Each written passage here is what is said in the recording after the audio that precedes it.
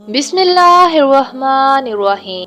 अस्सलामुअलैकुम नाजरीन। हज़रत इब्राहीम अलैहिस्सलाम के बेटे हज़रत इस्माईल अलैहिस्सलाम के 12 बेटे थे। इनकी नस्ल इस कदर हुई कि मक्का मुकरमा में ना समा सकी और पूरे हिजाज में फैल गई। इनके एक बेटे कद्दार की औलाद में अदनान पैदा हुए। अदनान के बेटे माद और पोते का नाम नज़्जार था। नज़्जार के 4 बेटे थे। इनमें से एक का नाम मुज़र था। मुज़र की नस्ल से कुरैश बिन मालिक पैदा हुए। ये फहर बिन मालिक भी कहलाए। कुरैश की औलाद बहुत हुई। ये औलाद मुख्तलिफ कबीलों में बट गई। इनकी औलाद से कस्सई ने इक्तदार हासिल किया। कस्सई के आगे 3 बेटे हुए। इनमें से एक अब्दी मन्नाफ थे, जिनकी अगली नस्ल में हाशिम पैदा हुए। हाशिम ने मदीना के एक सरदार की बेटी से शादी की। इनके यहाँ एक बेटा पैदा हुआ जिसका नाम शेबा रखा गया। ये पैदा ही हुआ था कि हाशिम का इंतकाल हो गया। इनके भाई मुतलिब मक्का के हाकिम थे। हाशिम का बेटा मदीना में परवरिश पाता रहा। तब मुतलिब को मालूम हुआ कि वो जवान हो गया है, तो भतीजे को लेने के लिए वो खुद मदीना गए। उसे लेकर मक्का मुकरमा पहुँचे तो लोगों ने ख्याल किया कि ये नौजवान इनका गुलाम है। मुतलिब ने लोगों को बताया कि ये हाशिम का बेटा और मेरा भतीजा है। इसके बावजूद लोगों ने उसे मुतलिब का गुलाम ही कहना शुरू कर दिया। इस तरह शेबा को अब्दुल मुतलिब कहा जाने लगा।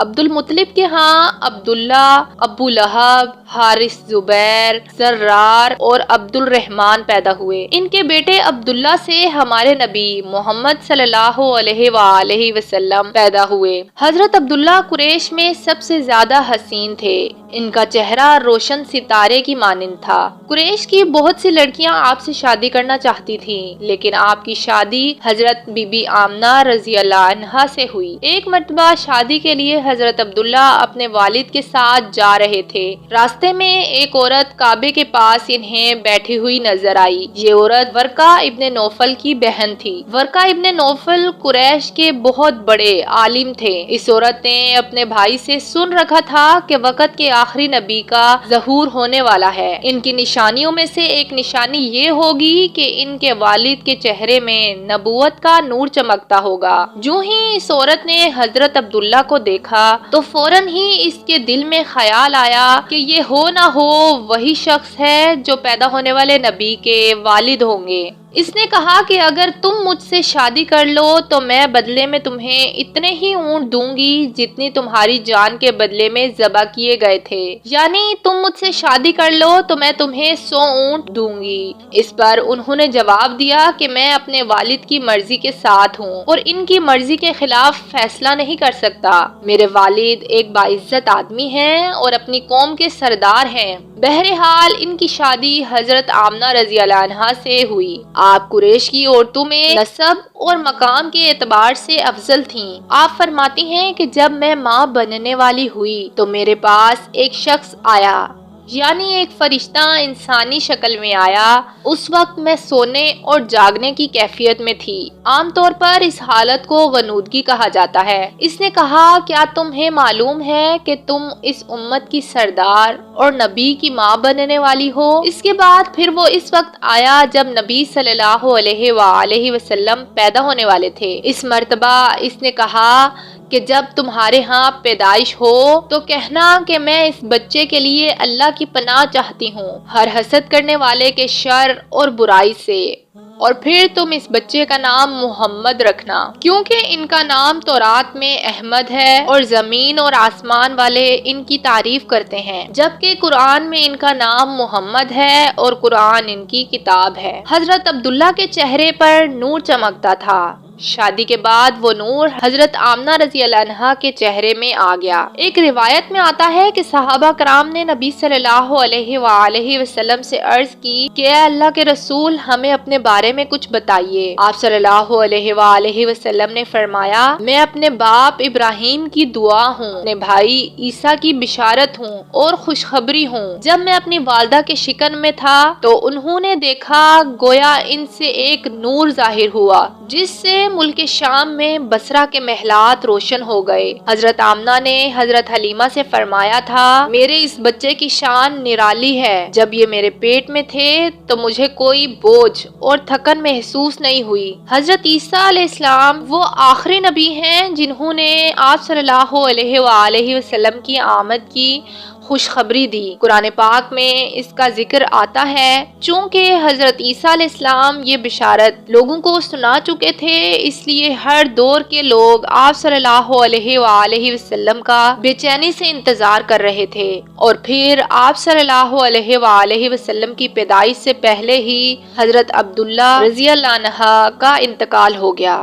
سابقہ کتب میں آپ کی نبوت کی ایک علامت یہ بھی بتائی گئی ہے کہ آپ کی آمد سے پہلے آپ کے والد کا انتقال ہو جائے گا۔ چنانچہ آپ صلی اللہ علیہ وآلہ وسلم اس دنیا میں اپنے والد کی وفات کے چند ماہ بعد تشریف لائے۔ حضرت ابن عباس کہتے ہیں کہ جب آپ صلی اللہ علیہ وآلہ وسلم اس دنیا میں آئے تو آپ کی ناف کٹی ہوئی تھی، آپ ختنہ شدہ پیدا ہوئے۔ حضرت عبد المطلب یہ دیکھ کر بہت حیران بھی ہوئے اور خوش بھی ہوتے کہ میرا بیٹا نرالی شان کا ہوگا۔ آپ صلی اللہ علیہ وآلہ وسلم کی آمد سے پہلے مکہ کے لوگ خشک سالی اور قحط کا شکار تھے، لیکن جوں ہی آپ دنیا میں تشریف لائے تو بارشیں شروع ہو گئیں، خشک سالی ختم ہو گئی، درخت ہرے بھرے ہو گئے اور پھلوں سے بھر گئے، زمین پر سبزہ ہی سبزہ نظر آنے لگا۔ پیدائش کے وقت آپ اپنے ہاتھوں پر جھکے ہوئے تھے اور سر آسمان کی طرف تھا۔ ایک روایت میں آتا ہے کہ گھٹنوں کے بل جھکے ہوئے تھے، یعنی سجدے کی سی حالت میں تھے۔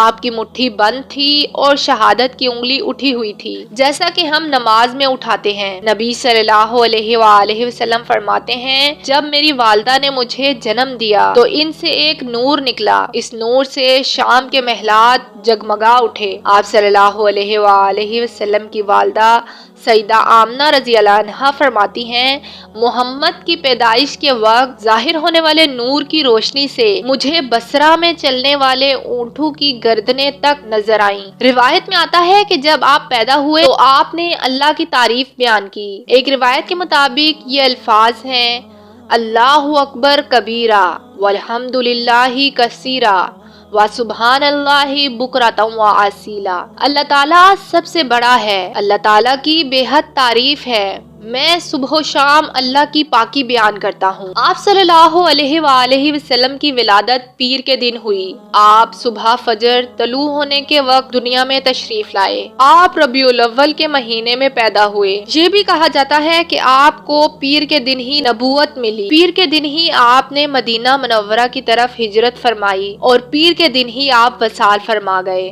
آپ صلی اللہ علیہ وآلہ وسلم عام الفیل میں پیدا ہوئے، یعنی ہاتھیوں والے سال۔ اس سال کو عام الفیل یعنی ہاتھیوں والا سال اس لیے کہا جاتا ہے کہ ابرہہ نے ہاتھیوں کے ذریعے مکہ مکرمہ پر چڑھائی کی تھی۔ آپ صلی اللہ علیہ وآلہ وسلم کی پیدائش اس واقعہ کے کچھ ہی دن بعد ہوئی تھی۔ واقعہ کچھ اس طرح ہے کہ ابرہہ یمن کا عیسائی حاکم تھا۔ حج کے دنوں میں اس نے دیکھا کہ لوگ بیت اللہ کا حج کرنے جاتے ہیں۔ اس نے اپنے لوگوں سے پوچھا کہ یہ لوگ کہاں جاتے ہیں؟ اسے جواب دیا گیا کہ بیت اللہ کا حج کرنے مکہ جاتے ہیں۔ اس نے پوچھا بیت اللہ کس چیز کا بنا ہوا ہے؟ اسے بتایا گیا کہ پتھروں کا ہے۔ اس نے پوچھا اس کا لباس کیا ہے؟ بتایا گیا کہ ہمارے ہاں سے جو دھاری دار کپڑا جاتا ہے اس سے اس کی پوشاک تیار ہوتی ہے۔ ابرہہ عیسائی تھا۔ ساری بات سن کر اس نے کہا، مسیح کی قسم میں تم لوگوں کے لیے اس سے اچھا گھر تعمیر کروں گا۔ اس طرح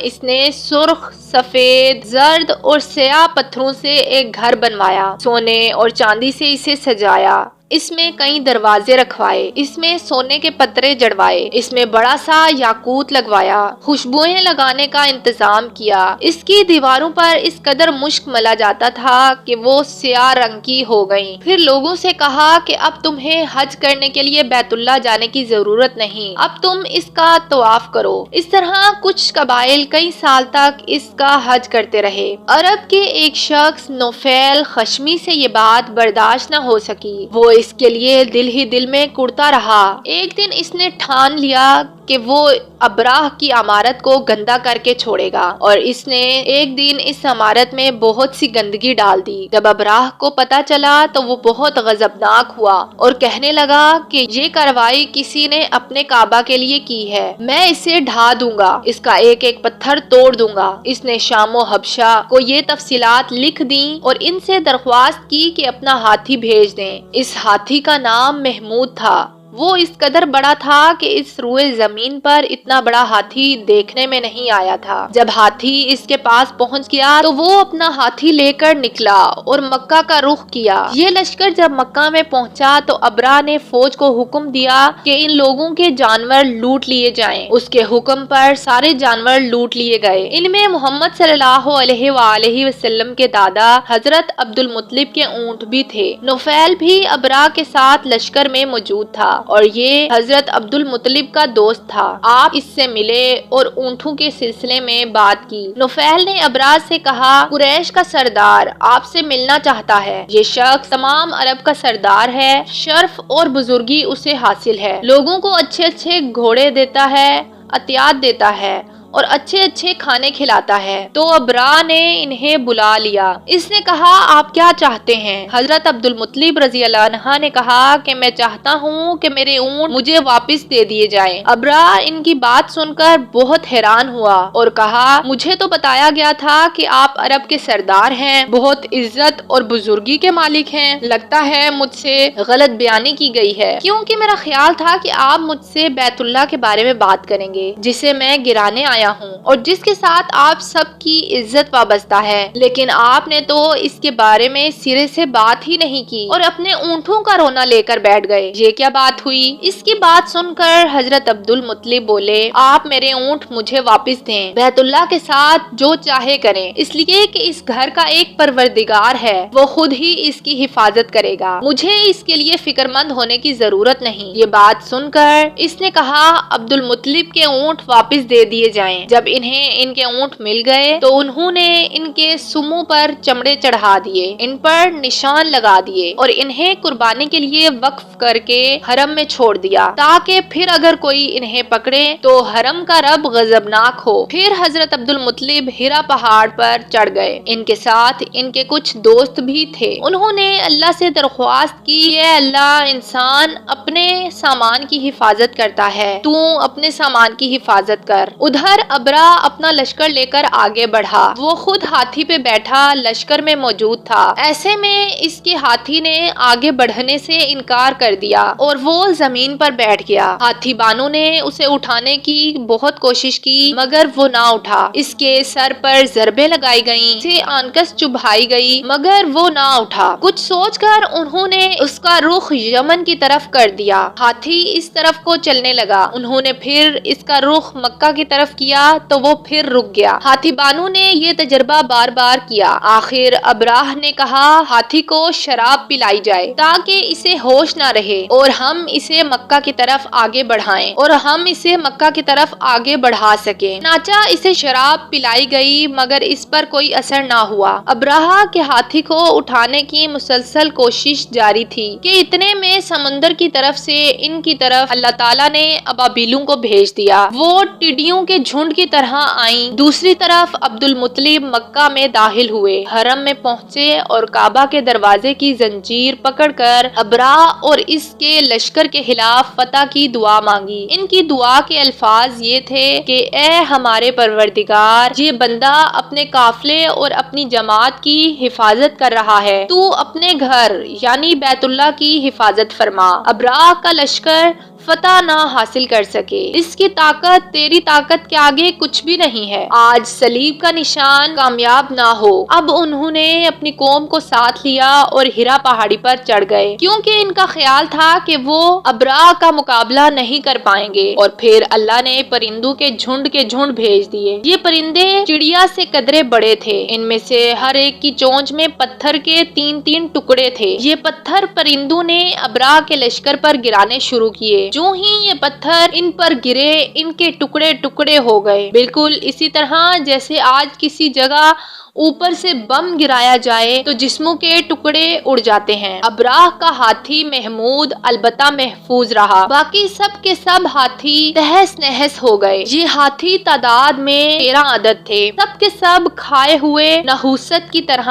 ہو گئے۔ جیسے سورہ فیل میں آتا ہے، ابراہ اور اس کے ساتھی تباہی کا یہ منظر دیکھ کر بری طرح بھاگے، مگر پرندوں نے انہیں بھی نہ چھوڑا۔ ابراہ کے بارے میں طبقات میں لکھا ہے کہ وہ بھاگ رہا تھا اور اس کے جسم کا ایک ایک عضو گرتا چلا گیا۔ دوسری طرف حضرت عبد المطلب اس انتظار میں تھے کہ کب حملہ ہوتا ہے، لیکن حملہ آور جب مکہ میں داخل نہ ہوئے تو وہ حالات معلوم کرنے کے لیے نیچے اترے۔ مکہ سے باہر نکلے تب انہوں نے دیکھا کہ سارا لشکر تباہ ہو چکا ہے، خوب مال غنیمت ان کے ہاتھ لگا۔ ہمارے نبی صلی اللہ علیہ وآلہ وسلم اس واقعہ کے چند دن بعد پیدا ہوئے۔ اس وقت شیطان بری طرح چیخا۔ تاریخ اسلام کے مطابق شیطان صرف 4 مرتبہ چیخا۔ پہلی بار اس وقت جب اللہ تعالیٰ نے اسے ملعون ٹھہرایا، دوسری بار اس وقت جب اسے زمین پر اتارا گیا، تیسری بار اس وقت جب نبی صلی اللہ علیہ وآلہ وسلم کی پیدائش ہوئی، اور چوتھی بار اس وقت جب نبی صلی اللہ علیہ وآلہ وسلم پر سورہ فاتحہ نازل ہوئی۔